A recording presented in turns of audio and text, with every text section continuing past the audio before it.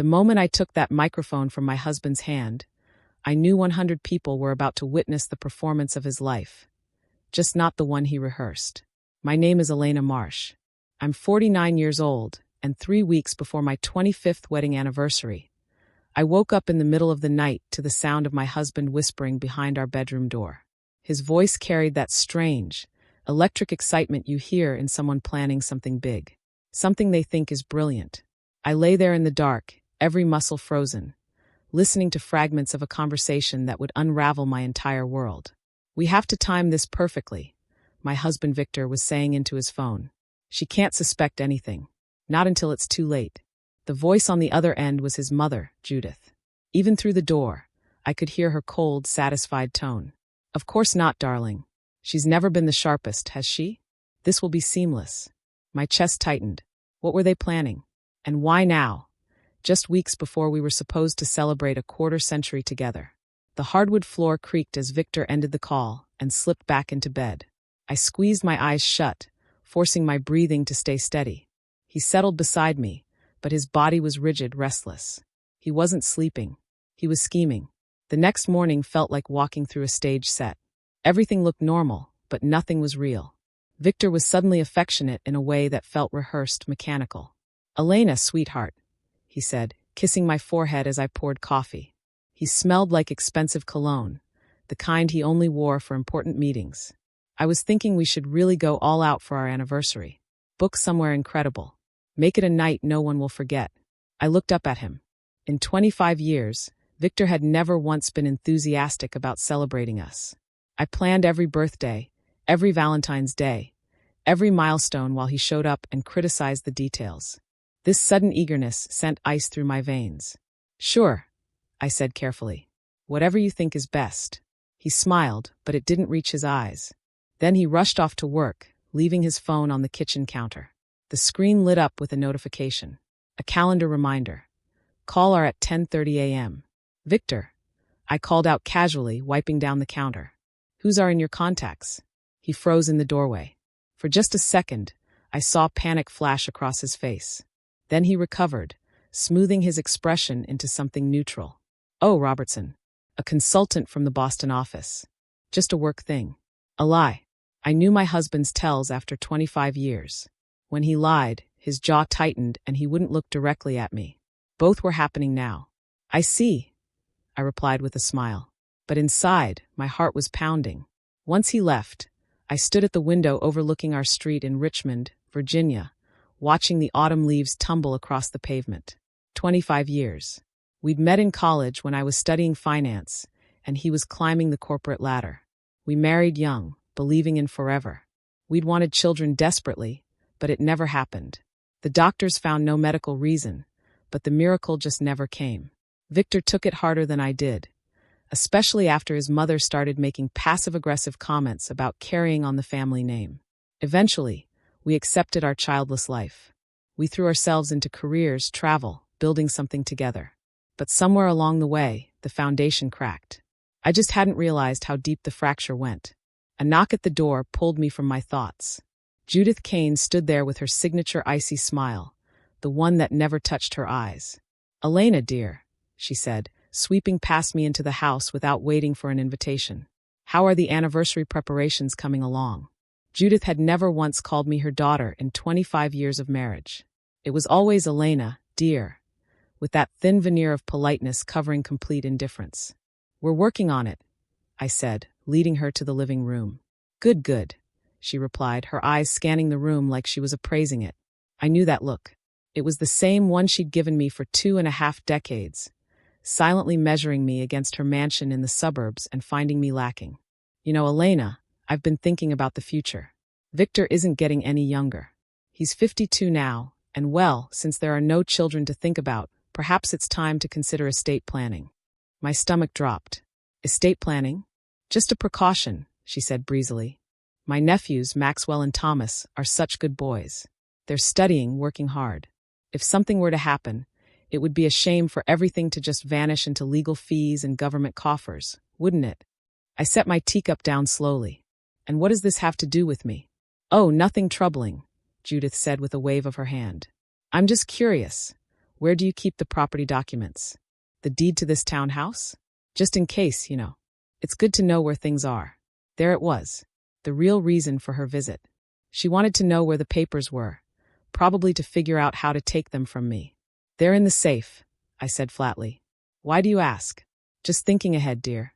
One can never be too prepared. After she left, I sat in the silence, piecing together the fragments. The midnight phone call. Victor's sudden burst of enthusiasm. Judith asking about property documents. The mysterious are in his calendar.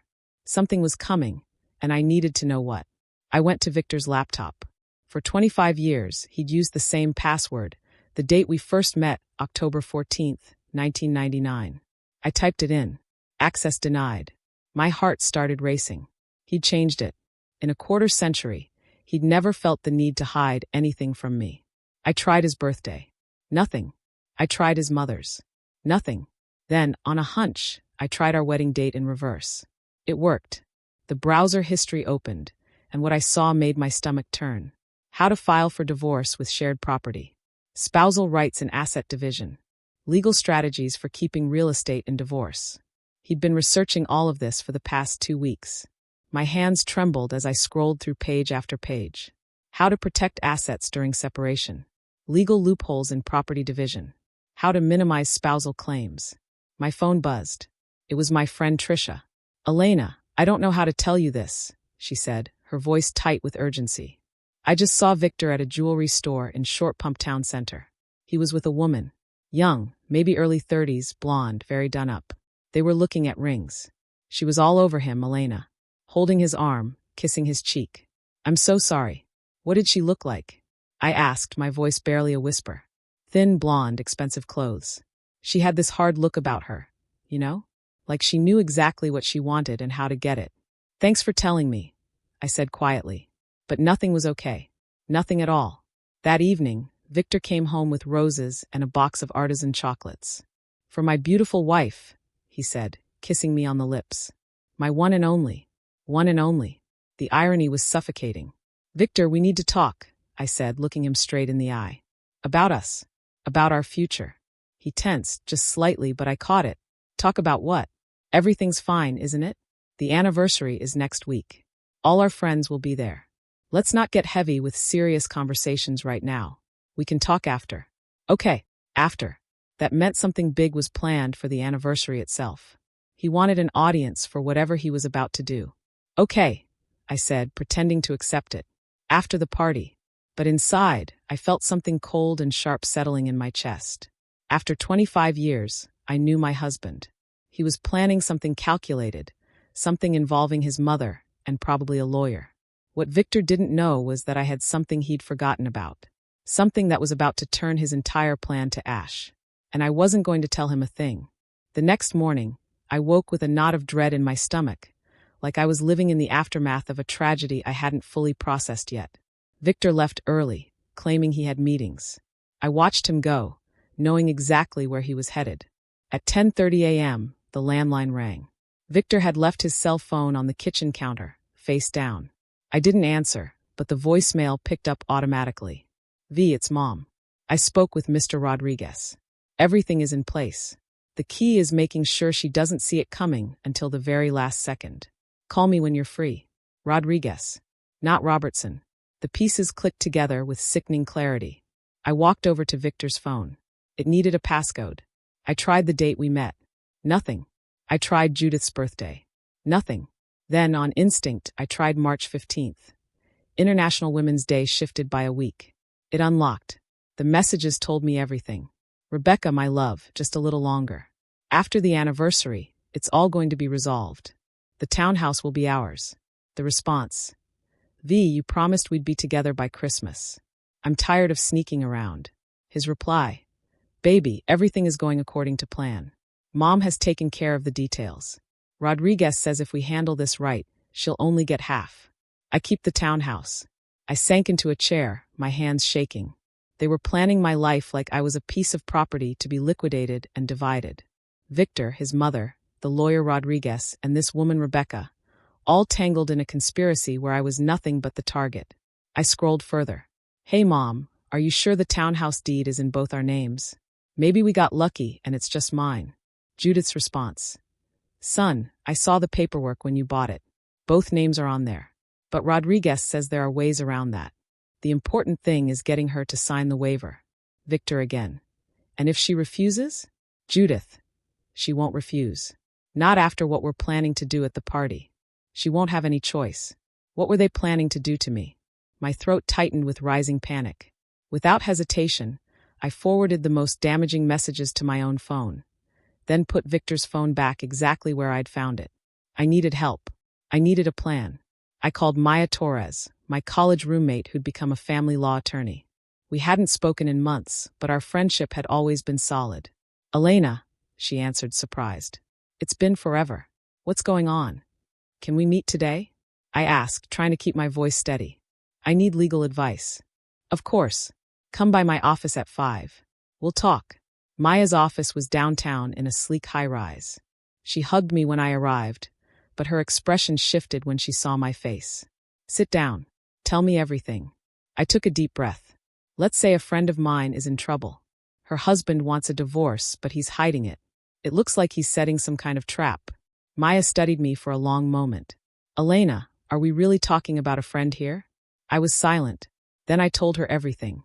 The late-night calls. The messages. Rebecca. Judith's scheming. The lawyer Rodriguez. All of it. Maya listened, occasionally taking notes, her expression growing darker. This is serious, she finally said. But you're not defenseless. The good news is you found out in time. Tell me about the townhouse. When did you buy it? Whose name is on the deed? We bought it in 2008, I said. Both our names are on it now. Do you work? Yes, I'm a senior financial analyst at Piedmont Capital Group. I've been there 17 years. Good. That matters. Now here's the thing, Elena. In a divorce, everyone gets what's legally theirs. No one can force you to sign away your rights. But clearly they're planning something ugly.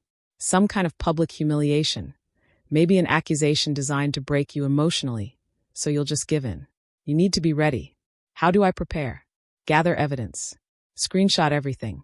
Record conversations if you legally can in Virginia. Move some funds into an account in your name only.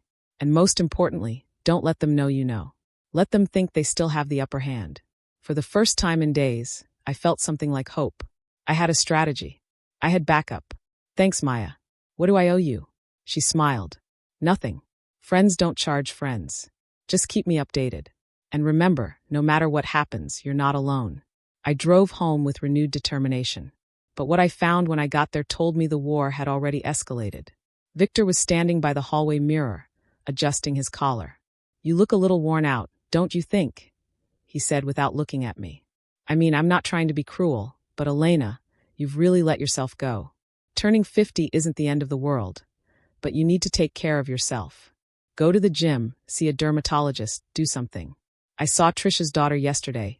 She's 32 but looks 25. Very polished. And you? Well, you understand.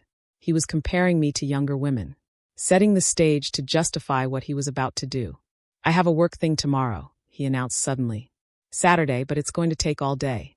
Another date with Rebecca. That's fine, I replied calmly. And Sunday I'm helping Mom set up her new entertainment system, coordinating with his co-conspirators. That night, after Victor went to shower, I checked our joint bank account online.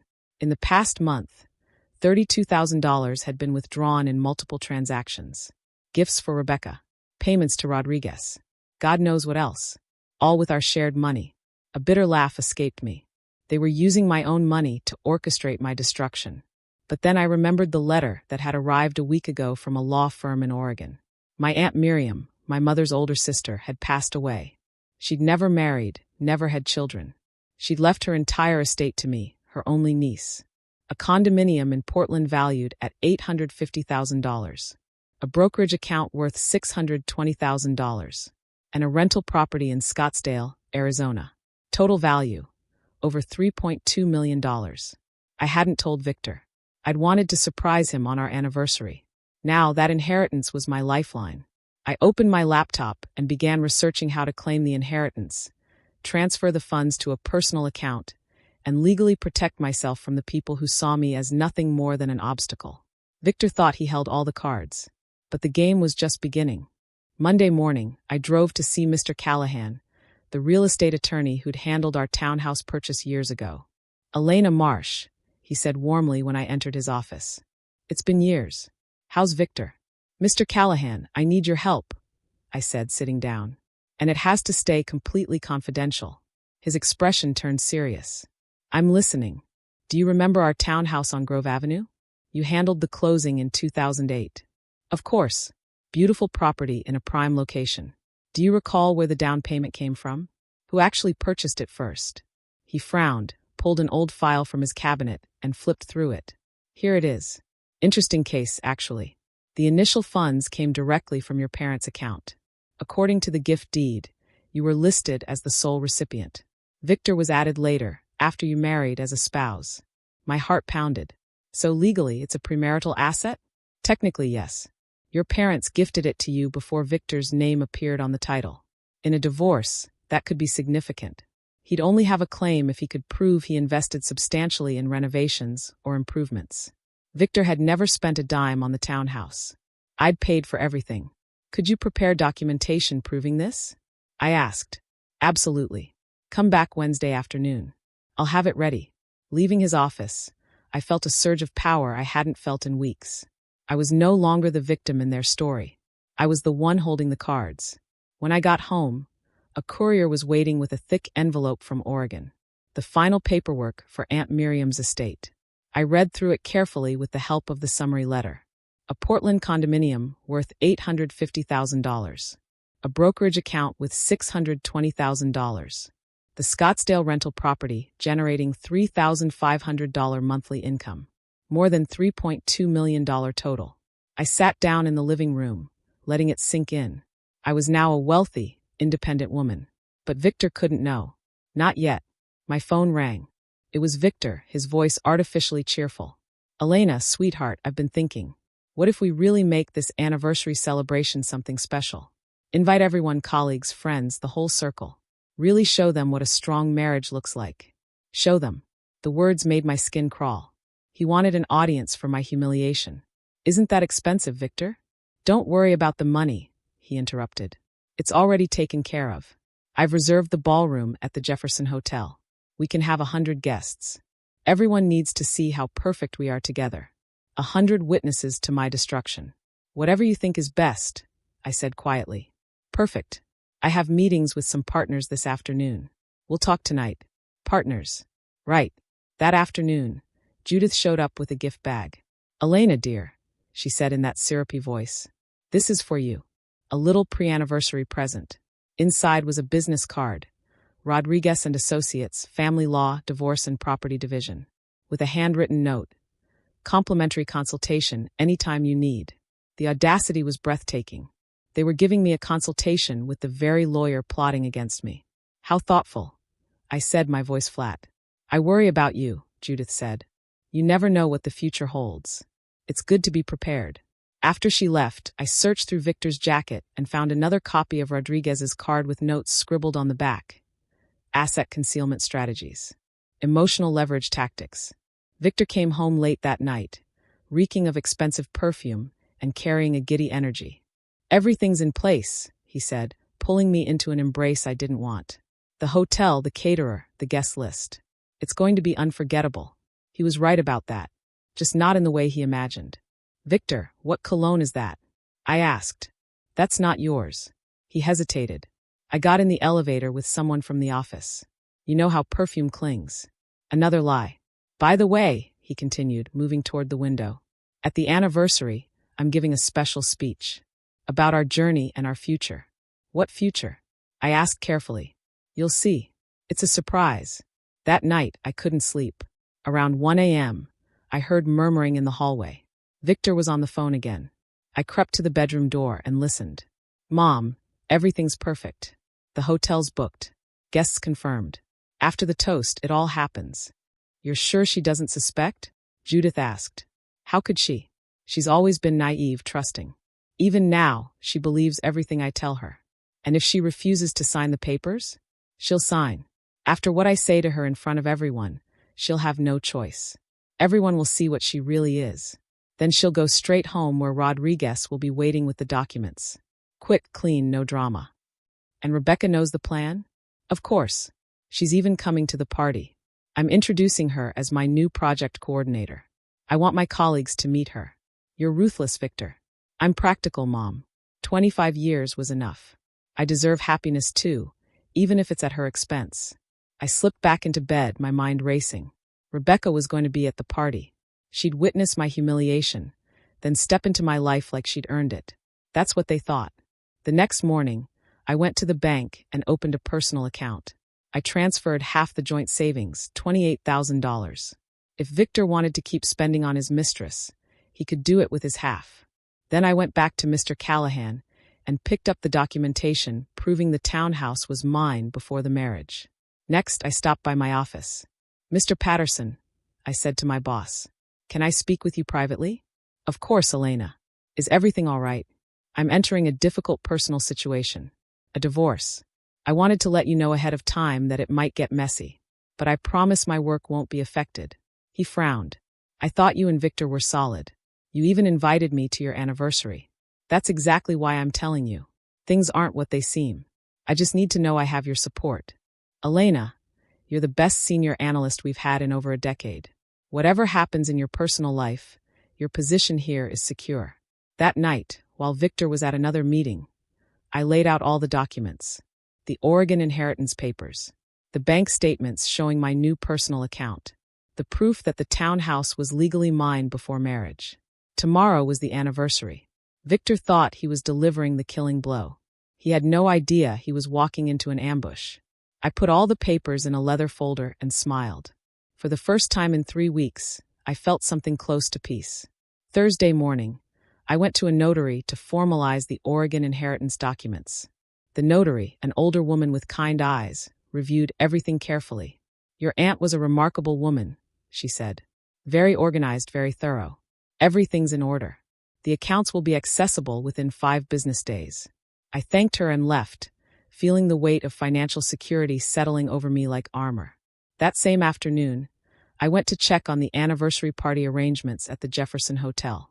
I needed to see the battlefield. Standing near the entrance, I saw her.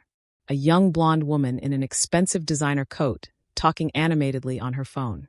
"V, darling, it's gorgeous," she was saying in a voice dripping with satisfaction. "The ballroom is huge. The decor is stunning. You promised we'd live in a beautiful townhouse soon, and I can already picture hosting parties there." Rebecca, Victor's mistress. She was standing 15 feet away, already planning the life she'd steal from me. I studied her.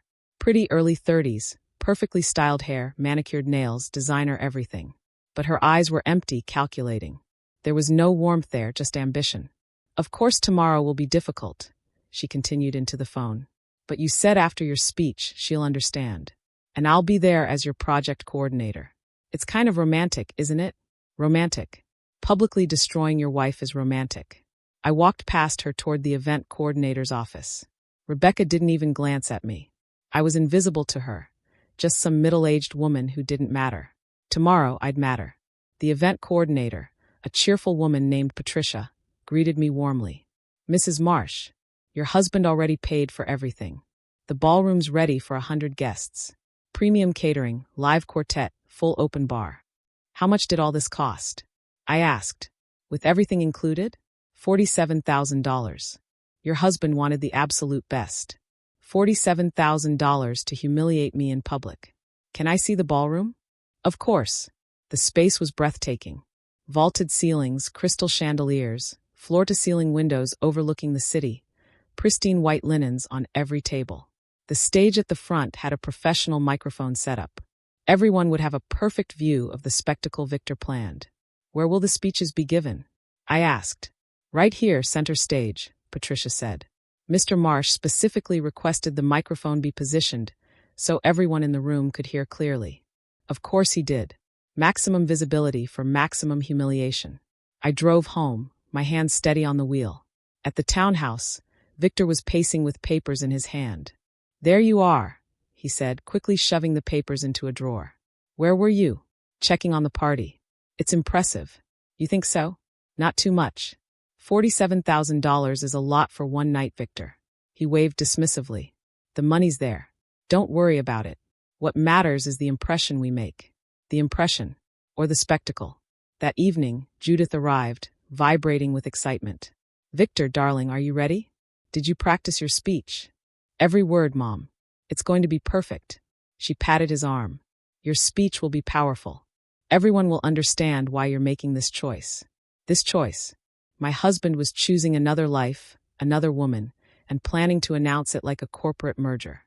"Mom, what if she makes a scene?" Victor asked. "She won't," Judith replied confidently. "Not with 100 people watching. She's too proper, too concerned with appearances. She'll hold it together until she gets home. And Rodriguez will be waiting." I stood in the kitchen doorway, listening to them plot. The rage inside me was cold, focused. Later, after Judith left, Victor locked himself in his study. I heard him rehearsing his speech, voice low but clear enough to catch fragments. "Dear friends, today marks 25 years of a decision I made with good intentions. But life changes. People evolve. Sometimes courage means admitting when something has run its course. Run its course. Like I was a business venture being liquidated. I'm grateful to Elena for these years, but honesty demands truth. We've become different people with incompatible visions. I've made a choice." I walked back to the bedroom. I'd heard enough. The next morning, Victor woke up energized. "Elena," he said, knotting his tie in front of the mirror. "Today everything changes." "Our anniversary," I said quietly. "More than that. Today is about new beginnings. For both of us. Both of us." As if we were moving forward together when he'd already planned my exile. "Victor, can I ask you something?" "Sure. Did you ever really love me?" He froze, tie half done. "What kind of question is that?" "Why now?" "Just curious." "Of course I loved you," he said without meeting my eyes. "In my own way."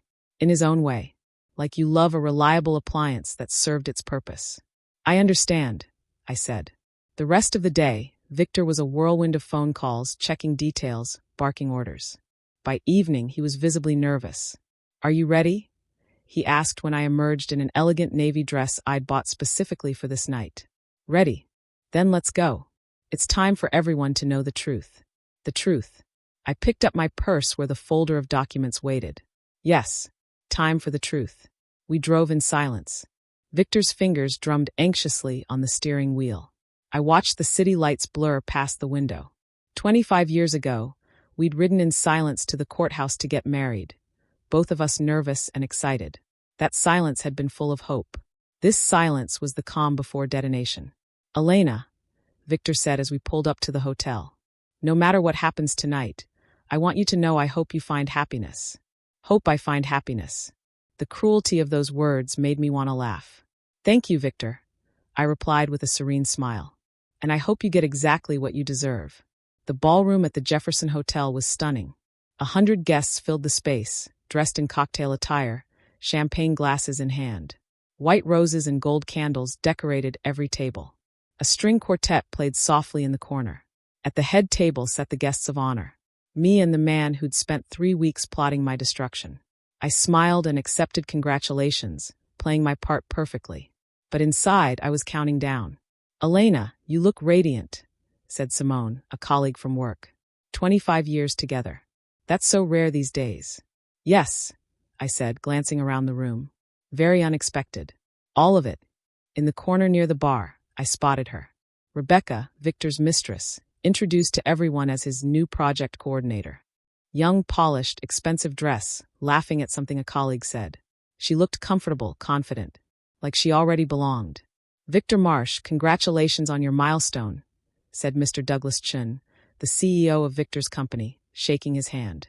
"It's rare to see marriages last this long." "Thank you, sir," Victor replied, his smile tight. "Tonight is very special. I've even prepared a speech." My throat went dry. Judith moved through the crowd like a queen holding court, soaking up compliments about her wonderful son and his lovely wife. Her eyes gleamed with anticipation. She knew what was coming. At a small table near the back sat a man in his 50s, dark suit, serious expression. I didn't know him personally, but I'd seen his photo online. Mr. Rodriguez, the lawyer. He was here in case I needed to sign something immediately. In case the shock broke me enough to surrender. "Ladies and gentlemen," the master of ceremonies' voice rang out over the microphone. "May I have your attention? Victor would like to say a few words in honor of his wife. The room fell silent. Everyone turned toward the head table. Victor stood, took the microphone, and smiled broadly at the crowd. Friends, thank you for being here on this significant night. 25 years is no small milestone. It's a quarter century with one person. Guests raised their glasses, smiling. I've spent a lot of time reflecting on our journey, Victor continued, about what brought us together, what sustained us, and what didn't work as well. The room grew quieter. People exchanged uncertain glances. And I've realized something important. People change. What feels right at 25 can feel wrong at 50. What seems like destiny can turn out to be a mistake. Mistake. There it was. Victor, what are you saying? Someone called out nervously. He held up his hand. Let me finish. I need to be honest with all of you, and with myself. For 25 years, I've been in a marriage with someone who isn't right for me. A marriage that's become stale, suffocating. I deserve more. Shocked murmurs rippled through the room. Victor, have you lost your mind? A woman gasped. No, he said calmly, emboldened. I'm finally thinking clearly. Elena needs to hear this. Our marriage is over. I'm filing for divorce. The room erupted. Some gasped. Others covered their mouths. Judith smiled from her table, triumphant. Furthermore, Victor continued, his voice rising, I expect a fair division of assets. Elena will need to vacate the townhouse. It's time for a fresh start, new relationships. He looked pointedly at Rebecca, who stood near the bar, barely suppressing a victorious smirk. Is this a joke? Someone shouted. Are you seriously doing this here? I have every right to pursue my happiness, Victor replied coolly. Elena will receive what's legally hers, and we'll part ways civilly. And yes, I've already met someone who understands what I need. Someone who values me. That young woman? Is she your replacement? One of my friends yelled, pointing at Rebecca. Rebecca is a remarkable person, Victor said openly. Unlike some people, she gets me. That was enough. I stood slowly and walked to the stage. I gently took the microphone from Victor's hand. His expression shifted from confidence to confusion.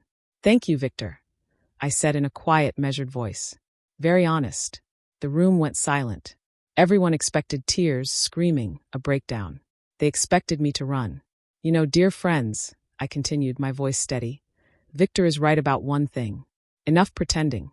It's time for the truth. Victor's face paled. This wasn't in his script. The truth is, I've known about this entire plan for 3 weeks. I knew about Rebecca. I knew about Mr. Rodriguez, who's sitting right there in the back, trying not to be noticed. I knew about the scheme to force me to sign away my rights to the townhouse. Mr. Rodriguez stood abruptly, trying to slip toward the exit, but angry guests blocked his path. Elena, what are you talking about? Victor stammered. That your plan just collapsed, darling. I pulled the folder from my purse. You see, you made one critical error. Our townhouse isn't a marital asset. It was a gift from my parents to me, in my name alone, before we married. I have the legal documentation right here from the real estate attorney. Victor took a step back. That's impossible. And there's more, I continued, my voice gaining strength. 3 weeks ago, I received notification of an inheritance from my aunt in Oregon, a condominium in Portland, a rental property in Scottsdale, and over $1 million in liquid assets. Total value? More than $3 million. The silence in the room was absolute. You could hear champagne bubbles fizzing in glasses. So, Victor, what property division did you have in mind? You'll get half of the weekend cabin and half of your sedan. Everything else is mine. Rebecca, against the wall, turned white as paper. Oh, and the best part. I smiled. Do you know how much your brilliant plan to publicly humiliate your wife cost? $47,000 from our joint savings. Money that was half mine. The guests erupted in outrage. People were standing now, pointing, shouting. But I'm not vindictive, I continued, my voice cutting through the chaos. Victor, you're free. Take your remarkable woman and build whatever life you want. Just not in my townhouse. Not with my money. Not on my foundation. I paused, looking directly at Rebecca, who looked like she wanted the floor to swallow her. I'm filing for divorce Monday morning. Mr. Rodriguez, you can leave. Your services won't be needed. I have my own attorney. I placed the microphone on the table and turned toward the exit. Behind me, the room exploded into chaos. Victor Marsh, you're a disgrace, a man's voice boomed. 25 years and you pull this stunt. How could you humiliate her like this? A woman shrieked. In front of everyone? Rebecca tried to slip away quietly, but a group of furious guests surrounded her. And what about you? Someone demanded. Homewrecker. Did you think stealing someone's husband would be this easy? Do you have no shame? She pushed through them, her face red, tears starting to stream. This isn't what he told me. He said she was awful, that she'd agree to everything. That's what they all say. Another woman spat. Judith was at her table, trying to explain to anyone who would listen, but no one wanted to hear it. People turned their backs on her, gathering their things, making their exits. I walked out of the ballroom and into the cool night air. Freedom. I paused at the hotel entrance and looked back through the massive windows. Inside, everything Victor had carefully constructed over 3 weeks was crumbling in real time. He stood in the center of the ballroom, alone, pale, looking like an actor who'd forgotten every line. The microphone lay on the floor where I'd left it. Guests were yelling, pointing, some filming on their phones. Mr. Douglas Chun, Victor's CEO, approached him with a face like stone. Victor Marsh, this is appalling. After this display, I'll need to seriously reconsider your position with the company. This kind of judgment, this kind of character, it reflects on all of us. Mr. Chun, please, you don't understand, Victor stammered. Elena twisted everything. She made it sound worse than it is. Twisted? Simone from my office interjected. We all heard what you said. 25 years with someone who isn't right for you. A stale, suffocating marriage. You said those exact words. In another corner, Rebecca finally made it to Victor, grabbing his sleeve desperately. V, what just happened? You promised me a townhouse. You said we'd have money. Where is everything you promised? Not here, Victor hissed, looking around frantically. We'll talk later. Why not here? Rebecca's voice rose hysterically. You made me wait for 4 months. You said after the divorce we'd live like royalty. Now what? She has everything, and you have nothing. People turned, phones out, recording every second. Rebecca, please, Victor begged. You're making this worse. But she was past caring. You want to know the truth? She shouted to the room. This man courted me for 4 months. He bought me jewelry with his wife's money. He promised me a luxury townhouse in the city center. He said she was weak, stupid, easy to manipulate. Rebecca, shut up, Victor yelled, but it was too late. And he took out loans, she continued, her voice breaking. $35,000 from Atlantic Union Bank. Another $18,000 from SunTrust. He used your joint assets as collateral. He spent it all on me, on this party, on the lawyer. He thought she'd never find out. The room fell into stunned silence. Even I hadn't known about those loans. Judith, who'd been trying to stay invisible, rushed forward. Victor, what is this woman saying? What loans? What inheritance of Elena's? Mom, not now, Victor muttered, his face gray. Not now. Judith's voice cracked. I took out a second mortgage on my house to pay for Rodriguez's retainer. $30,000. How am I supposed to pay that back? Another gasp from the crowd. Wait, let me understand this, someone called out. The 3 of you conspired to deceive Elena? 4. Rebecca shot back bitterly. The lawyer Rodriguez was in on it too. He was going to corner her at home tonight, make her sign away her rights while she was emotionally destroyed. Everyone looked toward the corner where Rodriguez had been sitting, but he was long gone. The lawyer had abandoned ship the moment the plan started sinking. Coward, Judith hissed. This is all your fault. She turned on Rebecca. You seduced my son. You drove him to this insanity. Your son. Rebecca laughed, a harsh, broken sound. Your son chased me. He told me his wife was boring, that manipulating her would be simple. He's a grown man who made his own choices. 2 men had to step between them as Judith lunged forward. What an absolute disgrace, a woman said loudly. Mr. Chun, doesn't Elena work for you? She does, the CEO said firmly. And she's one of the best senior analysts I've had in nearly 2 decades. After witnessing this circus, the only thing I'm doing Monday is giving her a raise. As for this man, he looked at Victor with pure contempt. He should start looking for new employment. With this reputation, he won't get far in this city. Victor stumbled between his mother, his mistress, and the sea of disgusted faces, trying to salvage something, anything. People, you have to understand, he pleaded. I have a right to be happy. 25 years is long enough with the wrong person. My Aunt Lorraine, a dignified woman in her 70s, walked up to him. And did you think about how Elena felt, living 25 years with a selfish snake like you? Aunt Lorraine is right, my cousin Marcus added. What kind of man does this? You don't belong in this family. Good thing Elena found out when she did. Hey, should we post this online? A younger guest asked, holding up their phone. Let everyone know who Victor Marsh really is? Definitely, others agreed. We need to trend #anniversary betrayal or something. No, wait, Victor begged, his voice desperate. Don't do that. This is private. Private? Rebecca laughed through her tears. You just humiliated your wife in front of 100 people, and now you want privacy? Slowly, guests began leaving. First my family, shaking their heads. Then my colleagues, whispering amongst themselves. Then mutual acquaintances who wanted nothing to do with the scandal. As they left, each one delivered their verdict. Victor Marsh, a former friend said coldly. Don't ever contact me again. What a stain on this community, a neighbor muttered. How will he show his face anywhere after this? You're garbage, a man said bluntly as he passed. You put your wife on display like she was a joke. 30 minutes later, only the architects of the disaster remained in the ballroom. Victor, Judith, Rebecca, and a few staff members watching the drama unfold with wide eyes. So what now? Rebecca asked, fixing her smeared makeup in a compact mirror. Do you even have any money, Victor? Where would I get money? He snapped. I spent everything on this party, on you, on the lawyers, on the loans. And who's going to pay those back? Judith demanded. $53,000 in loans, plus my second mortgage. How, Victor? I don't know, he said, slumping into a chair. Maybe I'll sell the car. The car? Rebecca let out a bitter laugh. Are you insane? That won't even cover half the debt. What about me? I left my ex-boyfriend for you.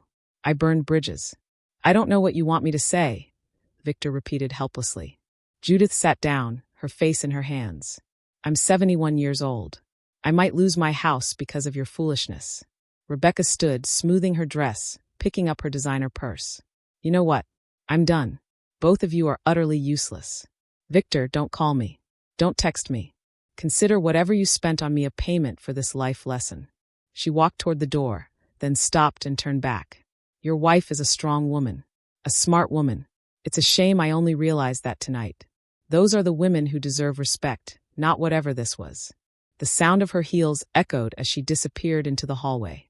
Victor and Judith sat alone in the ballroom, surrounded by half-eaten meals and spilled wine glasses. The string quartet had packed up and left an hour ago. Victor, Judith said softly, what if we go to Elena tomorrow? Apologize. Maybe it's not too late. Victor shook his head slowly. It's too late, Mom. You saw her face. That wasn't anger. That was finality. She'll never forgive us. Then what do we do? I don't know, he said for what felt like the 100th time. I honestly don't know. Meanwhile, I was in the back of a car service, heading home through the illuminated streets of Richmond. In my purse were the deeds to 3 properties and bank documents showing over $3.2 million in assets. All mine, all protected. The driver, a kind older man, glanced at me in the rearview mirror. Good evening. Yes, I said, smiling genuinely for the first time in weeks. A very good evening. Life-changing, actually. Those are the best kind, he said. They really are. And it was true. Everything had changed. In one night, I'd reclaimed my dignity, my assets, and my future. The man who'd planned to destroy me had destroyed himself instead. 3 months later, I sat in a courtroom watching the final chapter of Victor's downfall unfold. He looked a decade older. Gray hair where there used to be dark brown. Deep lines around his eyes. A bargain store suit instead of the tailored ones he used to wear. The judge, a stern woman in her 60s, reviewed the documents methodically. The court has reached the following decision, she announced. The townhouse on Grove Avenue is determined to be the separate premarital property of Mrs. Elena Marsh and is therefore not subject to division. Victor's face crumbled. His attorney, a young overworked public defender who'd replaced the vanished Rodriguez, could only shrug helplessly. The weekend cabin is deemed marital property and will be divided equally. The same applies to the 2019 Lexus sedan. Your Honor, the public defender stood weakly. My client relies on that vehicle for his work. Denied, the judge said crisply. The vehicle was purchased with marital funds. Mrs. Marsh is entitled to half its value. I said nothing. My attorney, Maya, smiled slightly beside me. Furthermore, the judge continued. It has been established that Mr. Victor Marsh concealed substantial debts from his spouse. $35,000 from Atlantic Union Bank, $18,000 from SunTrust, and various smaller loans totaling $12,000. Combined debt of $65,000. But those were for personal expenses, the public defender protested. Shouldn't they be considered separate? Under state family code, the judge replied, debts incurred during marriage are typically joint responsibility. However, since evidence shows these funds were used for extramarital affairs and deceptive purposes rather than family welfare, Mr. Marsh will bear sole responsibility for repayment. Victor went even paler. $65,000 in debt. All his. This court hereby dissolves the marriage between Victor Marsh and Elena Marsh, the judge concluded. The petitioner retains the townhouse and all associated accounts. The respondent retains half the cabin's assessed value and half the vehicle's assessed value. No alimony is awarded as there are no dependent children. This matter is closed. The gavel struck, ending 25 years in a single sound. Outside the courthouse, Victor caught up with me on the steps. Elena, wait, he called, clutching a folder of papers. I turned. My ex-husband stood there, diminished, desperate. I'm sorry, he said quietly. I was a selfish fool. You didn't deserve what I did. I studied him. Was it genuine remorse? Or just regret that his plan failed? Victor, I don't hate you, I said calmly. We're just different people. You wanted an easy life at someone else's expense. I believe in fighting for what's mine. Could we maybe stay in touch? As friends? No, I said gently but firmly. It's better if we each move forward separately. I walked to my car, a sleek new Audi I'd purchased with part of the inheritance, and drove away. Life continued, and everyone got exactly what they earned. A month after the divorce finalized, Victor lost his job. The video from the anniversary party had gone viral. Over 2 million views. Hashtags like #AnniversaryBetrayal and #CarmeIsReal trended for days. His company's CEO wanted nothing to do with the scandal. Victor Marsh, Mr. Chen had told him on that final day. I can't have someone on my leadership team who creates this kind of spectacle. But I'm good at my job, Victor protested. Perhaps, but your reputation is destroyed. I'm sorry. Finding new work proved nearly impossible. Every potential employer Googled his name and found the video. The man who'd publicly humiliated his wife at their silver anniversary. No one wanted to hire him. He ended up driving for a rideshare company in his old Honda Civic, which he'd bought back from me for $8,000, half its value. He now lived with Judith in her small 2-bedroom apartment on the outskirts of the city. She'd been forced to sell her suburban mansion to cover the second mortgage and mounting debts. Victor, she'd say at night, staring at the water-stained ceiling, don't you wish you'd never met that Rebecca woman? Never started this whole mess. It's too late for regrets, Mom, he'd reply, counting his meager daily earnings. Too late for regrets. That had become his life's refrain. As for Rebecca, she landed on her feet just fine. 6 weeks after the scandal, she married a 53-year-old entrepreneur who owned a regional auto dealership chain. He had money and wasn't particularly sharp. He believed her story about escaping a toxic situation with a married man who'd deceived her. Her wedding photos on social media showed designer gowns and exotic floral arrangements. The caption, finally found real love. New chapter begins. #blessed #new beginnings. Victor saw those photos one night while scrolling on his phone. He let out a hollow laugh. Rebecca got everything she wanted, a wealthy husband, a comfortable life. Just not with him. My life took a completely different trajectory. I moved to Portland, into Aunt Miriam's beautiful condominium overlooking the Willamette River. It was spacious, filled with light, decorated with Miriam's eclectic art collection. A sanctuary. I didn't want to be a financial analyst anymore. With the inheritance secured, I opened a small independent bookstore specializing in rare editions and regional authors. It was something I'd dreamed about for decades, but never had the courage or resources to pursue. Elena Marsh, Mr. Patterson had said when I submitted my resignation. We hate to lose you. Are you absolutely certain? I am, I replied with a smile. I found my passion. I'm dedicating myself to books and community. Well, after everything that happened with your ex-husband, you've become something of an inspiration here. Many of our team members admire how you stood up for yourself. A woman has to know her worth, I said simply. One evening, Maya came to visit the bookstore. You look genuinely happy, she said, browsing the shelves. Do you feel vindicated? I thought about it while preparing tea in the back room. I don't think about it as vengeance. I think about it as liberation. I didn't destroy Victor. He destroyed himself. I just refused to be his victim. The truth always prevails, Maya said, even when it takes time. We sat in the reading nook, watching the city lights reflect off the river. Do you regret those 25 years? She asked. No, I said honestly. Those years taught me something invaluable. To rely on myself. To value honesty above comfort. To know that my worth isn't determined by someone else's opinion of me. My bookstore employed 4 people, young literary enthusiasts who loved connecting readers with perfect books. We hosted author readings, book clubs, poetry nights. It became a gathering place for the community. Elena, said Claire, my assistant manager, one afternoon. My aunt told me she was at that anniversary party. She works in the same building as your ex-boss. She said there aren't many women like you. I'm not special, I replied, shelving a new shipment of books. I just decided not to accept being treated as disposable. A year after the divorce, a letter arrived. Victor's handwriting on the envelope made my stomach tighten, but I opened it. Elena, I don't know if you'll read this. I just need to say that I understand now. You were the best thing in my life. I lost you because of greed, stupidity, and selfishness. I'm not asking for forgiveness. I know I don't deserve it. I just want you to know that you deserve every happiness in the world. Be well. Victor. I read it once, then filed it in a drawer in my desk. No anger. No sadness.